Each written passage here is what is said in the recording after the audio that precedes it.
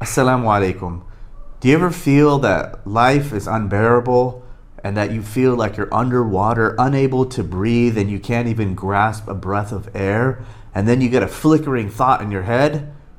Why is this happening to me? I don't deserve this. If we had to name this, we can call it inward resistance to accepting Allah's qadr, His decree, His wisdom, and His ability to do what He wants with us. This is exactly where Ṣabr kicks in. Ṣabr in Islam pushes back at that inward resistance, which might be more painful sometimes than the trial that we're actually in. Well, what is Ṣabr? What is Ṣabr? Patience in Islam. It's not to deny that you're in pain. It's not to deny that you're struggling, but it's struggling, not blaming Allah subhanahu wa ta'ala for putting you through that situation or feeling that it's unjust. It's having faith, trust, and surrendering to the will, the decree, and the wisdom of Allah, that He's trying to discipline you and cultivate some virtuous attributes within you and raise you up to a higher degree. And therefore, you're going to continue on that path, waiting for Allah's opening to come till the trial is removed. The main obstruction you're going to have to Ṣabr is your nafs. The ego thinks the world should revolve around it.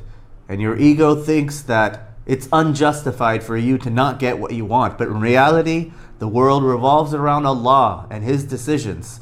Ṣabr dismantles the ego's illusions and it refocuses you on a theocentric vision of putting Allah in the center of our lives and our hearts and our souls. All good characteristics in Islam are based upon recognizing who our Lord subhanahu wa ta'ala is. Patience is the same way. It's got to be rooted in a firm foundation that rests on certain attributes of Allah subhanahu wa ta'ala. Number one, that He is Al-Qadir, the one who's in control of the cosmos, of the heavens and the earth. Every atom, every movement happens by His will, and whatever we're going through happened by His permission. And secondly, He is the all-wise, Al-Hakim. Everything that He dishes out is wrapped in His hikmah, and it's better for us in a way that we couldn't even fathom.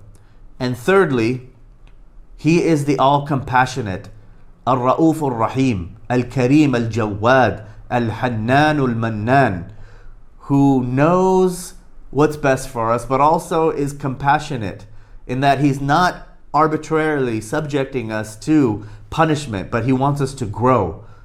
Having that as your foundation gives substance and a foundation for Ṣabr to rest upon. Otherwise, your Ṣabr will be gone with the wind.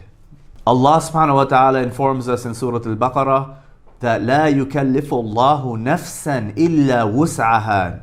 There's no soul that is overburdened beyond its capacity.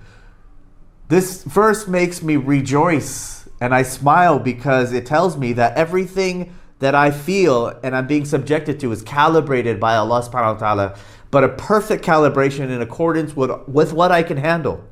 He's not going to put me through something that will break me, and He's only doing it to raise me. And knowing that He's all loving and all compassionate, it makes me want to face these trials with a heart that is open, ready to receive from Allah subhanahu wa ta'ala these gifts. We can reframe our thinking with this insight about Ṣabr and patience. Next time you're in a trial and you ask yourself, why is this happening to me? We can turn the question around and say, what good is Allah trying to cultivate within me? And when you stop resisting to Allah's qadr, the divine nur and assistance will flow into your heart because you're not trying to push it away. And when you accept it, Allah will guide you through this trial. So we can practice this throughout Ramadan. Whenever you feel that life is overburdensome and you're not going to be able to get through it, remember, Ya Sabur, call upon the one who is patient. Sabbirni, sabbirni, sabbirni. And He will shower from the heavens patience and nur and assistance that will get you through this trial and guide you to the heights of prophetic character, insha'Allah ta'ala. Assalamu alaikum wa rahmatullah.